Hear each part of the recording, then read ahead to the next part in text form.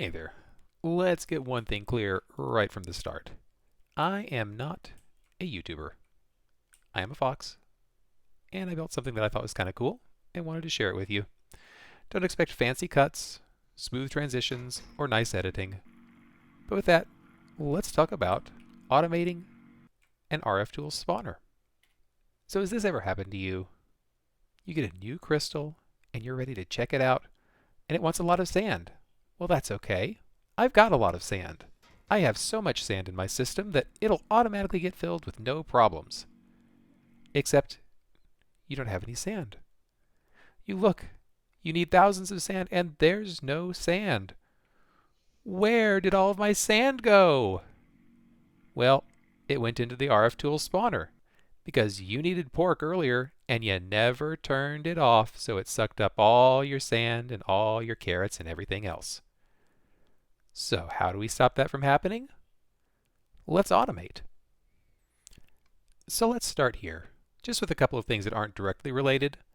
First, yeah, this is an applied energistics system. That's what I use.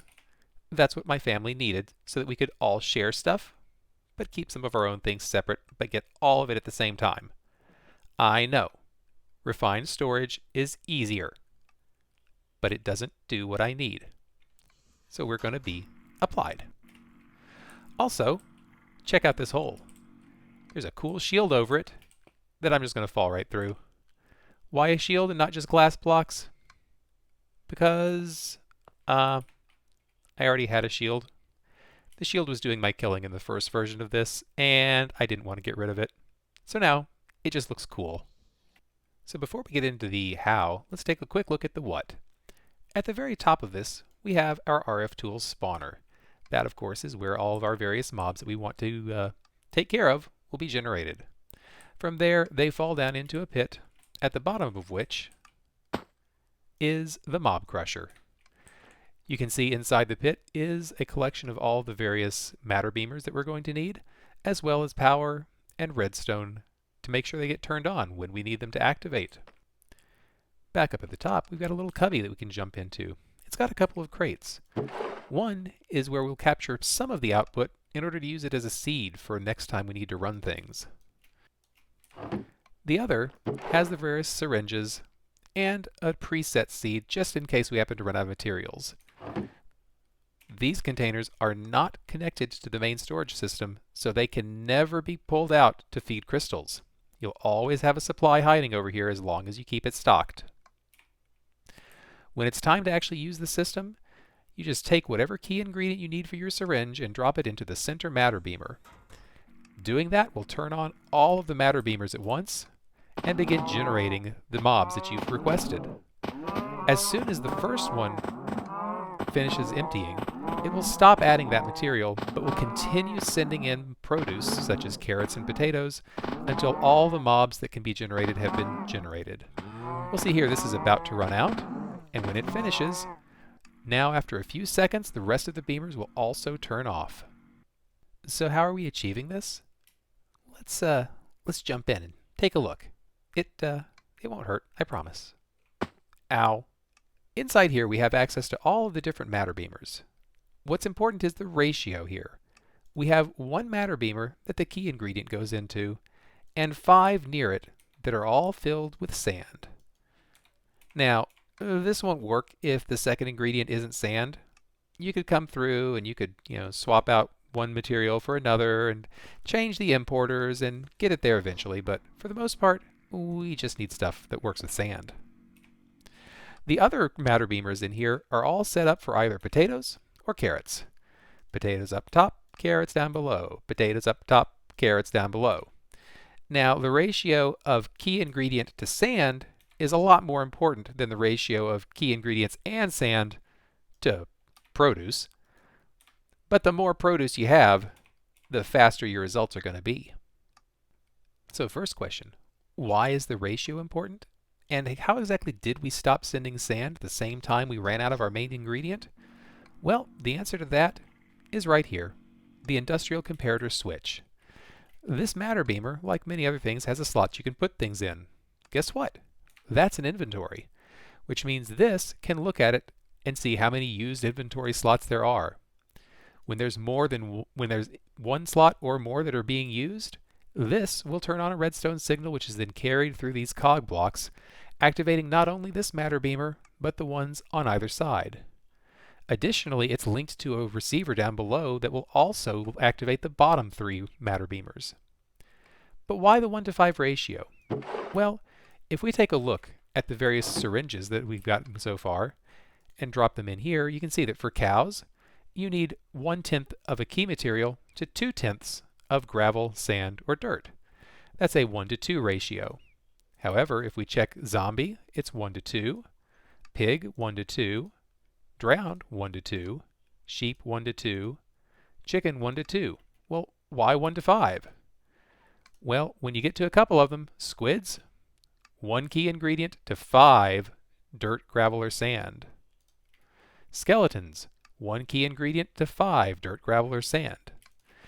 Ultimately, this does mean that we have a little bit of inefficiency, and we'll end up sending more sand than necessary on, frankly, most of the different mobs we might want to use. But considering that it stops quickly anyway, that overage is an acceptable loss. Downstairs we can see the switch link receiver that's taking the signal from up above and bringing it down here to turn on the bottom sand beamers. Now, that's great, but what about the plant material? How are we managing to get the plant material to just keep going until it's done? Oh my, the redstone has exploded. Look at all that. Fundamentally though, what's happening is we've got a router over here which is pulling items out of the mob crusher as they're collected. When the things are pulled out, it hits a detector module which is set up to throw a redstone signal anytime there's an item in here. Once we've gotten that, if we can fit something less than 64 into that chest above, then we'll do that so we have a stock of supplies for the next time we need to run the system. Anything else is sent directly up where it's sucked back into the applied energistics system. When that redstone pulse is signaled though, it comes out through this repeater and comes along this bit of redstone going into 2 create latched switches. These latches will power when it sees a signal from the back, but will then unpower when it sees a signal from the side. These are set up so that both of them are powered at the same time, and if either one of them powers, it triggers this redstone link, which is connected through more cogs to the matter beamers for all of the different produce materials. In the center here, you'll notice there's a couple of pulse receivers. These are used to periodically flip both of these latches back to the off state. In the background, you can see the timer that's running, which alternates sending one pulse or sending the other. Over about a 5-second window, each of these will be triggered, so as long as items continue flowing through the router, it will keep the system operational. Once there's no more items, then both of these latches will be successfully turned off, and the signal to the produce beamers will be ended. The last missing piece to this is getting the produce turned on when you first put something in that very first matter beamer. Well, that's the job of this little guy right over here.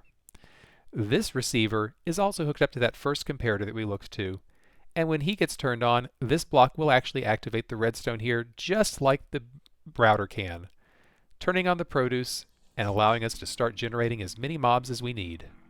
So with that, let's get, I don't know, maybe some rotten flesh. We'll just jump in here. We've got our syringe for zombies, and we've got 64 rotten flesh. Well, maybe we don't need quite that much. Let's just do 16. We'll grab our syringe, drop it in here, jump back down, and in the rotten flesh goes. And there go the zombies.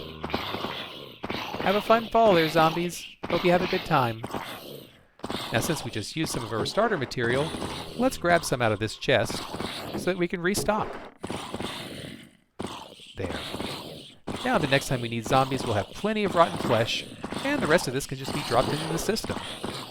Oh, and hey, look, we've already gotten back up to 64 again, and ooh, they've started dropping some other interesting things. Well, we'll leave them there. They're not going to cause any problem. In the meantime, how are we doing? Oh look, we're almost out of rotten flesh. That means that now we're going to stop getting zombies, and after a moment, the produce turns off. So, if you ever find yourself in the need of standing in the middle of a pool and having zombies get created until you run out of rotten flesh, hopefully something in this video might have been helpful to you. Have a good one.